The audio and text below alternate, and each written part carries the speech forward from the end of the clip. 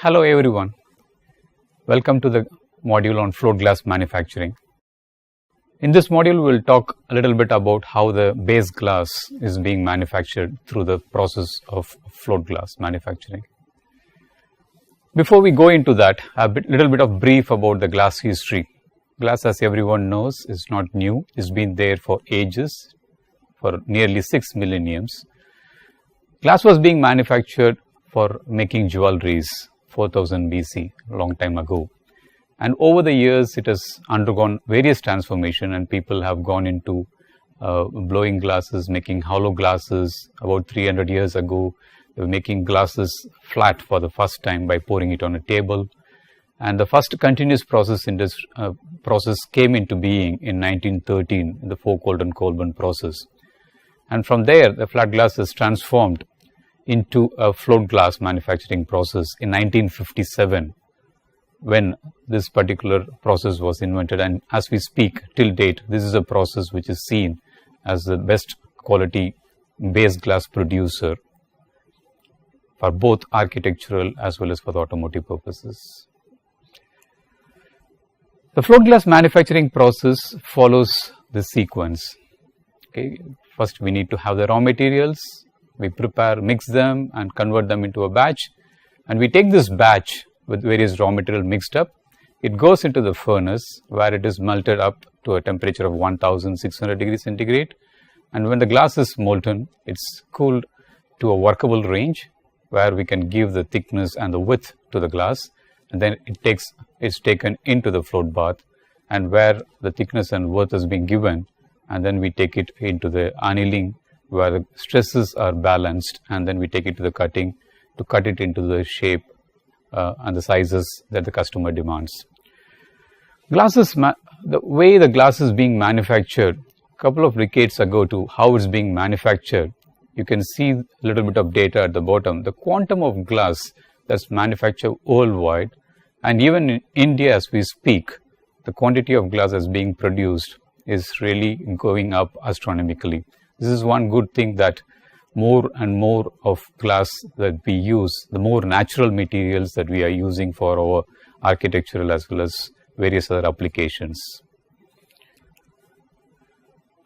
So the batch area is where the raw materials are received, it's mixed in the right proportion and delivered into the furnace.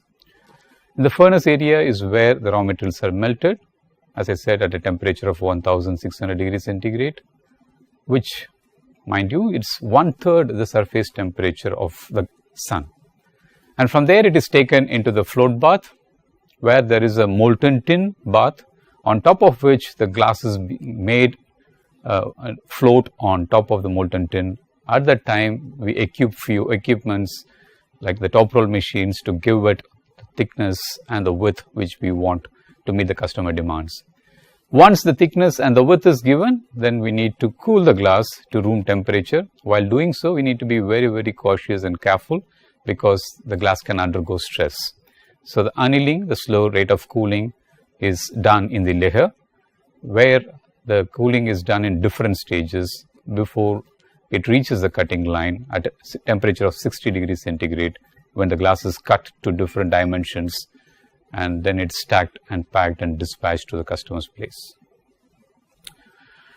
Little bit about the raw materials, and I think most of you would know that to make glass we need silica sand.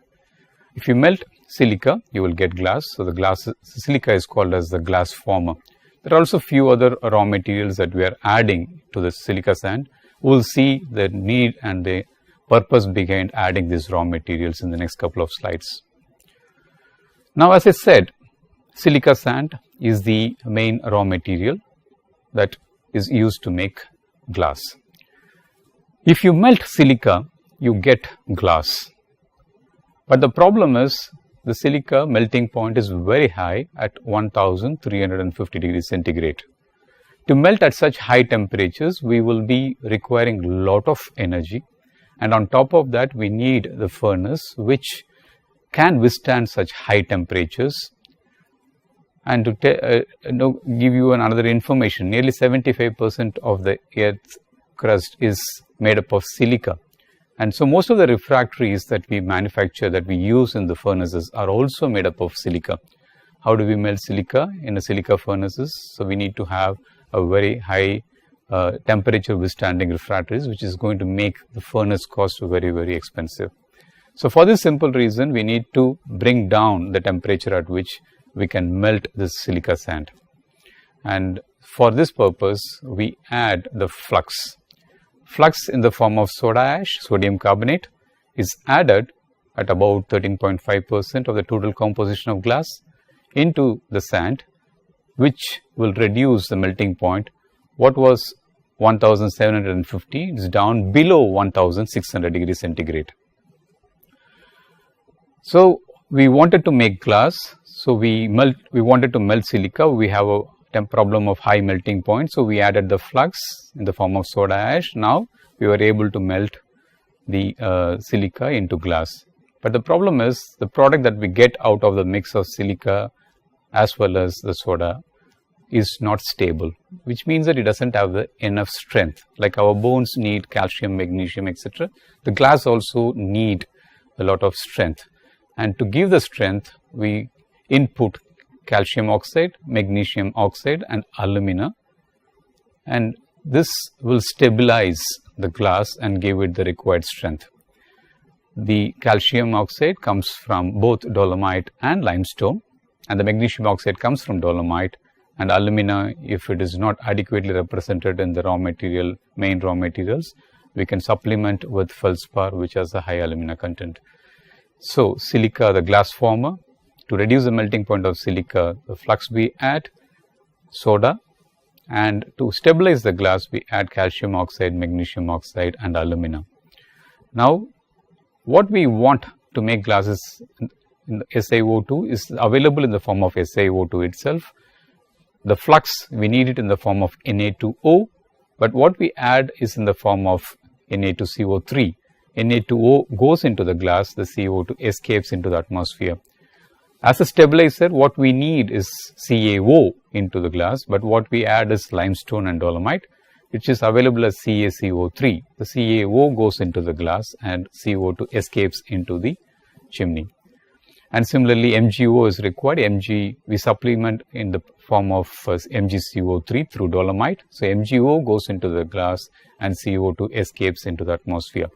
So in fact, for every 100 kg of raw material that we add, only 82.3% of the material gets converted into the glass. The remaining 17.7% goes off as CO2 into the chimney.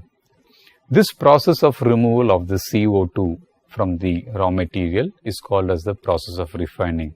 Once the raw materials are melted, next the CO2 has to go out, and this refining has to ensure that there is no CO2 in the form of bubbles that's present in the glass is not there anymore. In order to make this refining process much more efficient, we add a refining agent that's in the form of sodium sulfate.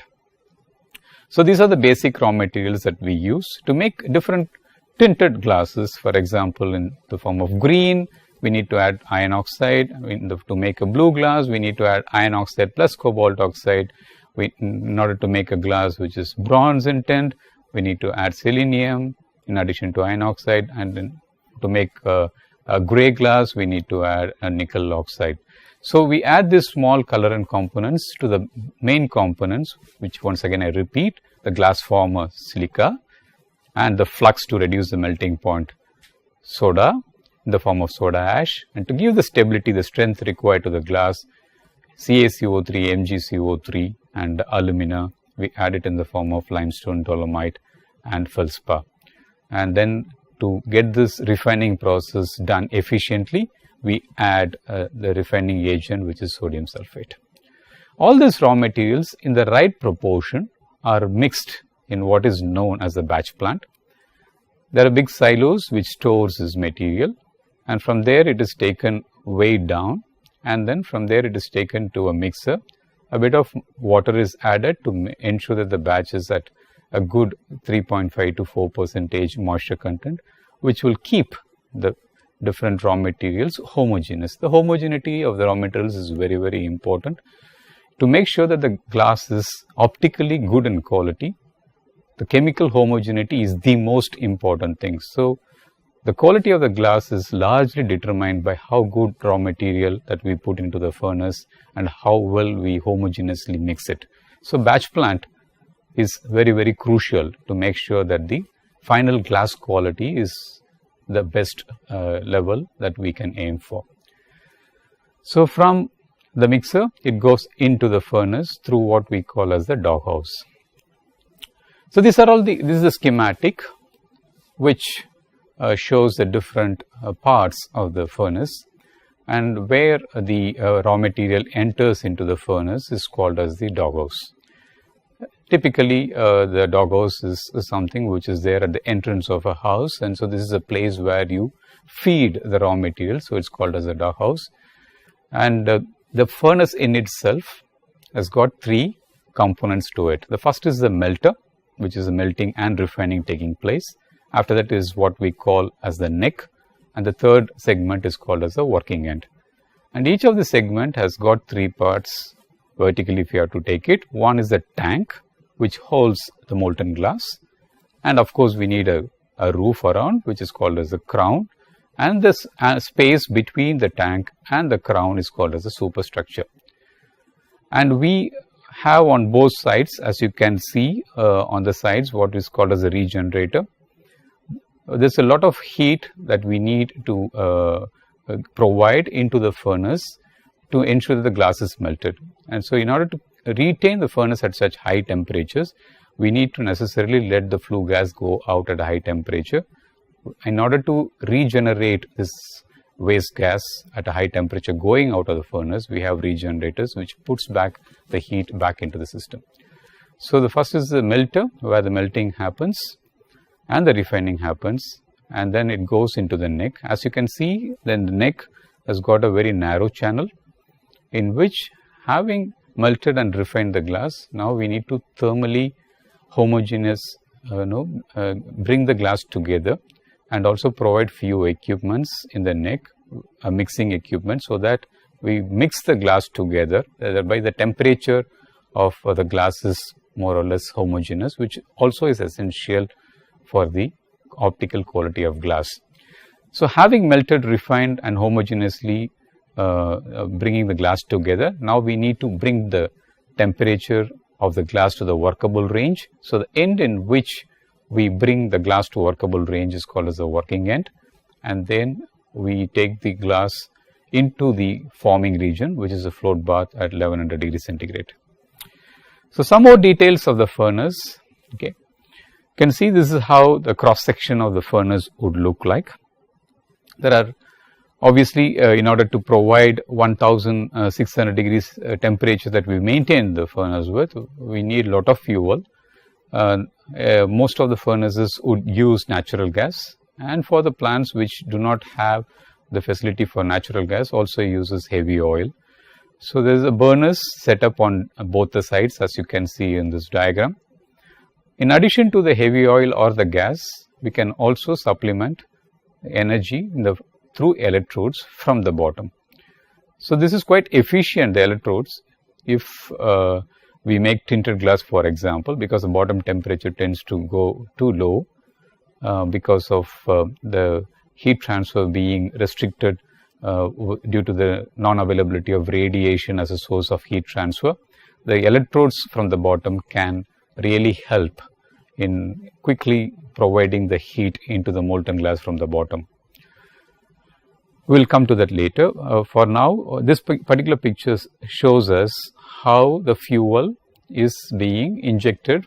In this case, we call it as the right side, as in the picture we can see, and the flame is coming out from the right side.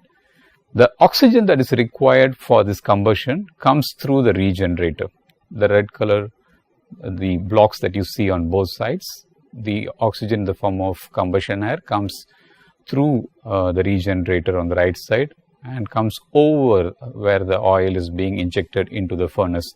The combustion takes place. The ignition temperature is already available because the furnace is always maintained at 1600 degrees centigrade. So, from the right hand side firing, with the heat going into the glass, the waste gas goes out of the furnace through the left hand side regenerators. When it goes out, the temperature of the flue gas is around 1450 degrees centigrade.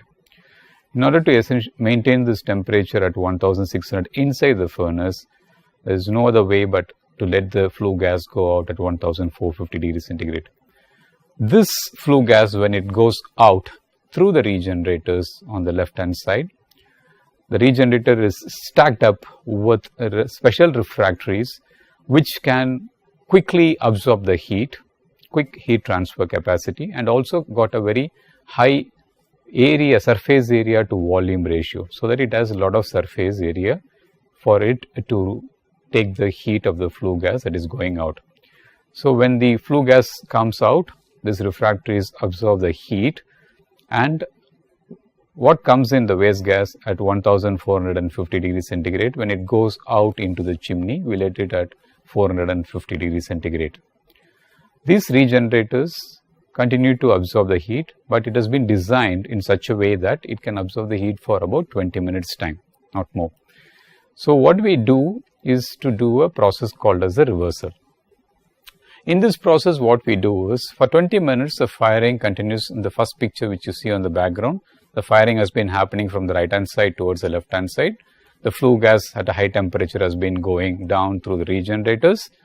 At 1450, whatever flue gas has come in, the heat has been absorbed, stored in the regenerators, and the flue gas is wasted through the chimney at 450 degrees centigrade. And this regenerator, after 20 minutes, is now more or less full with a lot of heat. At this particular point of time, we stop the fuel and the combustion air on the right hand side and make the change in the equipment such that the combustion starts from the left hand side, which means the fuel oil and the combustion air are coming the left hand side. The combustion air passes through the regenerator, which is already now soaked with heat.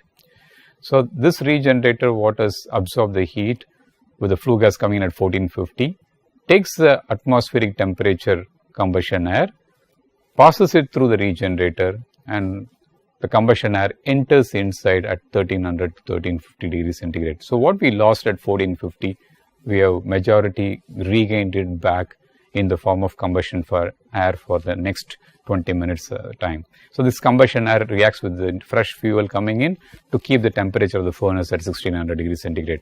During this 20-minute period, when the firing is from the left hand side, the flue gas goes on to the right hand side regenerator, and the right hand side regenerator starts to get the heat. And so every 20 minutes we swap around, which is called as a reversal, and the heat is recuperated back into the furnace. So this type of furnace is called as regenerative furnaces, which is quite normal among all glass manufacturers. This is another picture to just tell you another way to clearly understand how the combustion happens. The furnace is the one which is there in the middle. The right two towers, the right and left, the two towers that you see are the regenerators. In this case, the picture as it shows, the firing is happening from the right hand side. The flue gas is going through the regenerators on the right hand side, and the waste gas is going out, the reddish color on the left hand side regenerator top. When it goes out into the chimney, it turns slowly the color into blue, which means the temperatures have gone down to about 400-450 degrees centigrade.